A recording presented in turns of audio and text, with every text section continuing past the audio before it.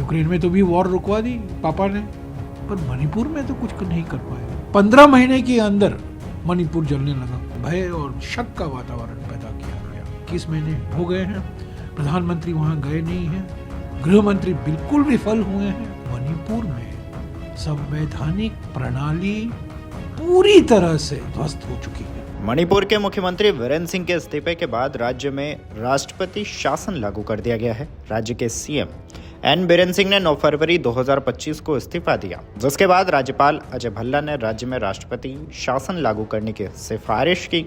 विधानसभा को भी निलंबित कर दिया गया है। बता दें कि मणिपुर में मैतेई और कुकी समुदायों के बीच हिंसा के चलते बीरेन सिंह की लगातार आलोचना हो रही थी, जिसके बाद उन्होंने पिछले सप्ताह अपने पद से इस्तीफा दे दिया था।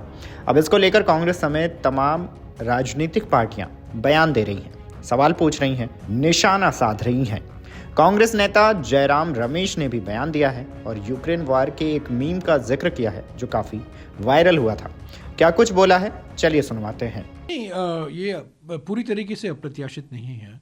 20 महीनों से हम ये मांग कर रहे हैं कि राष्ट्रपति शासन के अलावा और कोई रास्ता नहीं है। फरवरी 2022 को भारी बहुमत से बीजेपी और उनके सहयोगी पार्टी एनडीए को भारी बहुमत मिला मणिपुर में, पर 15 महीने के अंदर मणिपुर जलने लगा। 300 से भी अधिक लोग मारे गए, 60,000 लोग विस्थापित हुए, करोड़ों रुपये को प्रॉपर्टी जलाया गया। तो एक तरह से एक भय और शक का वातावरण पैदा किया गया अलग अलग समुदायों में।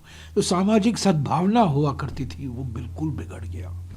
20 महीने हो गए, 21 महीने हो गए हैं, प्रधानमंत्री वहाँ गए नहीं हैं, गृह मंत्री बिल्कुल विफल हुए हैं।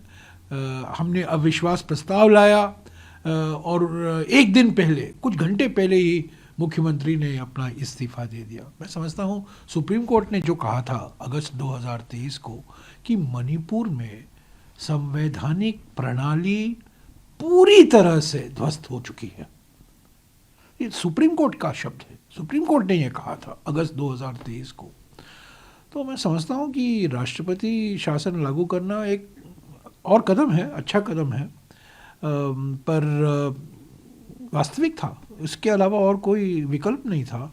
अभी क्या होगा हम कह नहीं सकते, पर एक बात बिल्कुल साफ है कि ये बीजेपी की राजनीति के कारण, विभाजनकारी राजनीति के कारण, ये डिवाइड एंड रूल के कारण ये सब मुसीबतें लोगों को सहना पड़ रहा है। और आज भी हम मांग करते हैं, राष्ट्रपति शासन तो लागू हो गया है।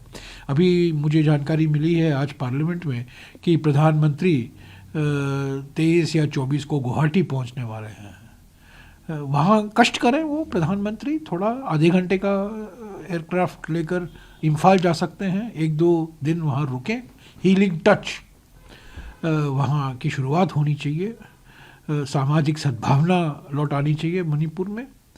राजनीति अपने स्तर पर है, पर अभी जो सबसे महत्वपूर्ण मांग जो है लोगों की है, एक सद्भावना, शांति, स्टेट एडमिनिस्ट्रेशन कुछ संवेदनशील तरीके से प्रभावशाली हो, जो लोगों की मांगे हैं उसको सुने, उसको पूरा करें। तो उम्मीदें तो बहुत हैं, पर सबसे बड़ी उम्मीद है कि प्रधानमंत्री जाएं। 21 महीने से वॉशिंगटन गए, पेरिस गए, मॉस्को गए, यूक्रेन, सब जगह जाते हैं। यूक्रेन में तो भी वॉर रुकवा दी पापा ने, पर मणिपुर में तो कुछ नहीं कर पाए। बता दें कि मणिपुर में राष्ट्रपति शासन की घोषणा करते हुए गृह मंत्रालय द्वारा जारी अधिसूचना में कहा गया कि राष्ट्रपति द्रौपदी मुर्मू का मानना है कि ऐसी स्थिति उत्पन्न हो गई है जिसमें इस राज्य की सरकार संविधान के प्रावधानों के अनुसार नहीं चल सकती। अब संविधान के अनुच्छेद 356 द्वारा प्रदत्त शक्तियों का इस्तेमाल करते हुए मैं घोषणा करती हूं कि मैं भारत के राष्ट्रपति के रूप में मणिपुर राज्य के सभी कार्यों और इस राज्य के राज्यपाल द्वारा निहित या प्रयोग किए जाने वाली सभी शक्तियों को अपने अधीन करती हूं। अधिसूचना में कहा गया कि विधानसभा को निलंबित कर दिया गया है। गृह मंत्रालय द्वारा जारी अधिसूचना के अनुसार मणिपुर विधानसभा को निलंबित कर दिया गया है, जिसका कार्यकाल 2027 तक है। मणिपुर में भाजपा सरकार का नेतृत्व कर रहे सिंह ने करीबन 21 महीने की जातीय हिंसा के बाद मुख्यमंत्री पद से इस्तीफा दे दिया था। इस हिंसा में अब तक 250 से अधिक लोगों की जान जा चुकी है। वीरेंद्र सिंह ने 9 फरवरी को यहां केंद्रीय गृह मंत्री अमित शाह से मुलाकात के कुछ घंटे बाद इम्फाल में राज्यपाल अजय कुमार भल्ला को अपना इस्तीफा सौंप दिया था। राज्यपाल द्वारा राष्ट्रपति द्रौपदी मुर्मू को रिपोर्ट भेजे जाने के बाद राष्ट्रपति शासन लगाने का निर्णय लिया गया है। अमर उजाला जीवांजलि के सारथी की मदद लें और महाकुंभ में स्नान जरूर करें।